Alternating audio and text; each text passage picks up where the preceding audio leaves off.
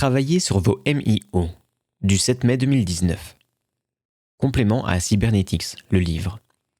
Un exemple de séquence interactionnelle. Préalable à la séquence. Monsieur a été éduqué pour être le meilleur. Tout échec scolaire ou sportif était vu comme faiblesse, et il devait se taire sa peine, sa frustration. Madame a été éduquée pour réprimer tout signe de vie, émotion, émanation corporelle, sentiment d'échec, besoin affectif. Ils sont en couple, s'étant bien trouvés. Point A. Monsieur, un jour où il défaille, échoue, veut être entendu, veut qu'on le prenne dans les bras et pouvoir se relâcher, s'exprimer. Point B. Madame, qui a toujours dû tout refouler, ne supporte pas le jaillissement d'émotions en approche.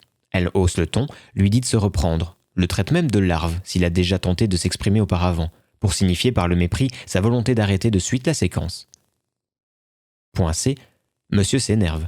Contrairement à son enfance, il a la possibilité de crier et même de frapper. Alors il peut exploser. Point D. Madame le regarde droit dans les yeux, hurle et quitte la pièce, s'enfermant dans les toilettes. Point E.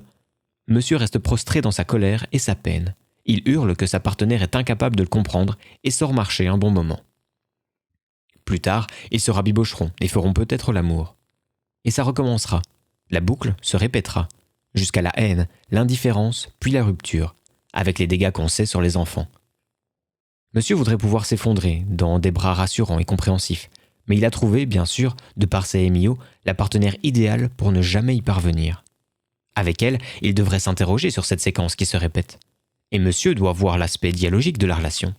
D'un côté, sa partenaire l'empêche de trouver ce qu'il recherche depuis l'enfance, le droit d'échouer et de ressentir, en étant compris. D'un autre côté, vu que cela a été inscrit en lui depuis l'enfance, sa partenaire, en refusant qu'il s'exprime, en refusant d'accéder à la demande, le protège de l'effondrement. Tout pourrait lâcher d'un coup et il resterait prostré. Il n'a pas l'habitude d'être compris et d'accepter l'échec.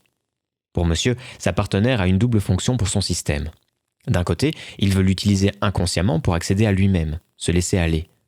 De l'autre côté, le caractère de cette partenaire qui refuse l'expression des émotions à monsieur fonctionne comme mécanisme de défense du refoulé de monsieur. Monsieur veut à la fois changer et ne pas changer. Il a peur de ce qu'il réprime en lui depuis l'enfance. Et il a trouvé inconsciemment la partenaire idéale pour jouer ce jeu.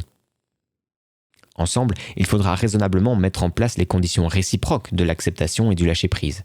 Pas à pas. Car madame aussi a beaucoup à lâcher. En refusant à monsieur l'expression de soi, elle se protège de sa propre remontée émotionnelle.